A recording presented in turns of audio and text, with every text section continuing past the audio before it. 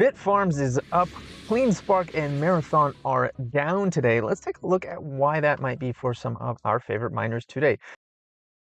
Bitfarms is trading at $2.33 as of the close today, which is just above the midline of the Fib Bollinger Bands that I've got here. The next band up, which would be the 382, is all the way up here at $3.11. Can we get there soon? I don't know. We'll see.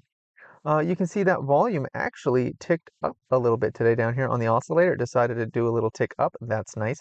We're not quite overbought yet. And remember, when you get overbought, you could stay overbought for a while. So that doesn't really mean anything unless price starts turning around or we see an RSI divergence appear. But we are currently trading above what RIOT offered.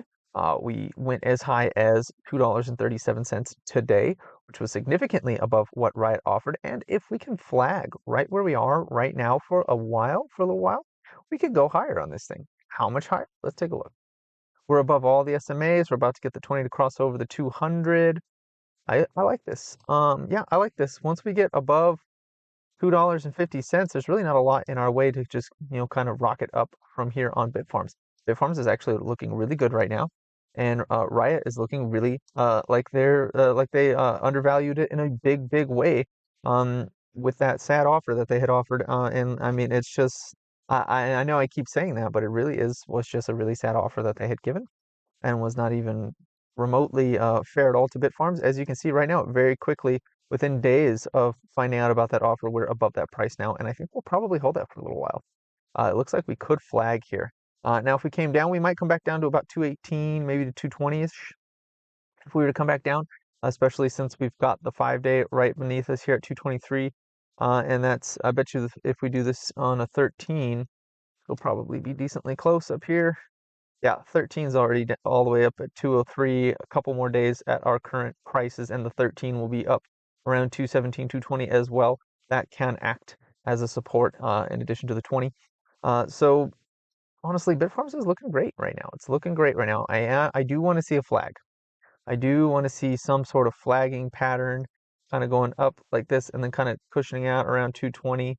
And then I want to see it just rocket up to 250 and then establish some new price up here somewhere. That's what I would like to see on Bitfarms to really feel confident about the move up. But we had some good news came out about their exahash today, and they just rocked it. They did really great. One that didn't do so great was CleanSpark. Now, why did CleanSpark fall today? It was down 2.58% today. Coming back towards, I really don't want to see it get back down there. We haven't been all the way down to the midline of this Bollinger RSI on the daily since back in January. I really don't want to go back there. We are likely going to tap $15 again, like I mentioned this morning. Now, why did that happen? Part of the reason why that happened was this right here. Interest is up 11% in May. So short interest spiked big time for CleanSpark last month, and it is staying elevated. So there are a lot of short sellers beating down on this stock right now. Okay. There was also this issue here that came out just last week. At the end of the week, there was a Form 144, which means insider selling. It's not very much, just 1,350 shares sold by one of their officers. So it really comes out to only selling $22,000 worth of the stock. But people never like when insiders are selling, so that could have spiked a little bit of worry from some. But I wouldn't put too much stock into that itself. The other thing, this is probably the bigger issue, was they also issued a Form 8K on May 29th. And that Form 8K was disclosing that their original purchase price of their site in Wyoming, so there's trouble in Wyoming, was $18,750,000, and it is now going to be broken up into 2 installments of $11,250,000, which is a little more than that $18 million that they had set aside for it. So there you go. I don't know how this plays into this contingent payment here with this. I don't know how that played in before into the total price, if that was something that was factored into this 18 million or if it was not. I'm not sure, but I can tell you now that the current cost of this land is going to be a little over $22 million for CleanSpark. Okay. It says here total purchase price of 18 million. So they are paying more, I guess, for this land than they were before, as of some laws that were that they, I guess, weren't aware of at the time of purchase of the parcels. Anyways, doesn't matter. That was bad news. That was bad news. Short selling is bad news. The other thing that's a little bit worrisome is like we were hoping, we would hope, right, that it would be like a short squeeze sort of scenario. We got 16% short interest. It's up 12% for the month.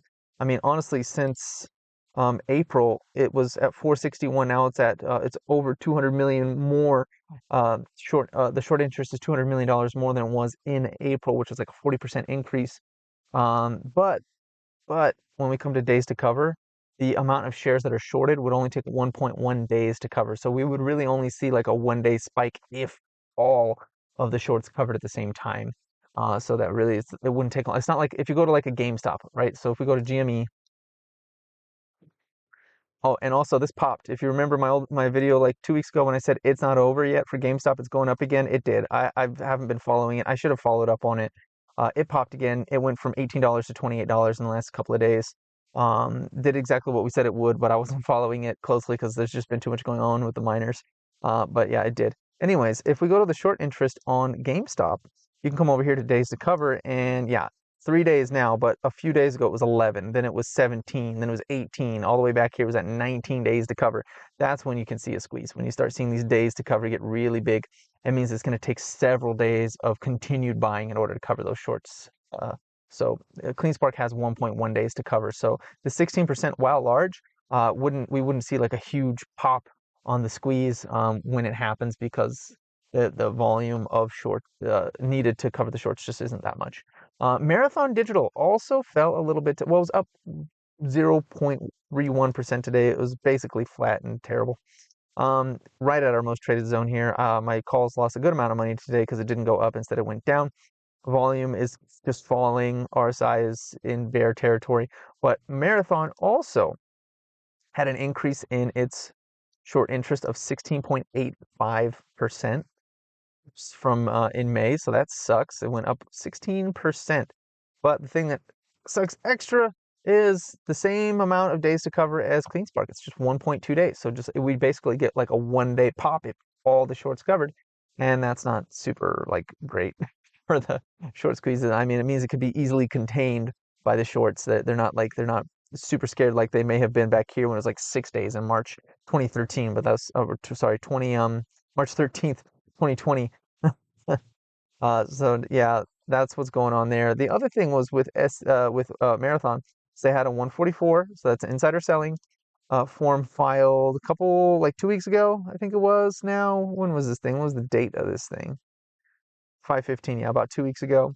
And one of their insiders sold 31,000 shares, or about $600,000 worth of Mara. So slight insider selling going through, big short interest coming through, and as a result, we've been seeing just like, really flat, boring action out of these things for the time being. Let's see how Bitcoin performed today off of that. Bitcoin just hanging out around 70,000. You'd think we'd be going up off of that. I mean, Bit Digital is going up, Bitfarms is going up, but the big boys in the mining space really have been held back by short sellers, it seems right now. Short sellers, insider selling, in the case of CleanSpark, some issues with their land acquisition that they've been working on. And those are just things to keep in mind right now for that. That's why we're not seeing the movements we want to see on these things right now. So that's all I've got for you this afternoon. Please like, comment, and subscribe, and have a profitable day.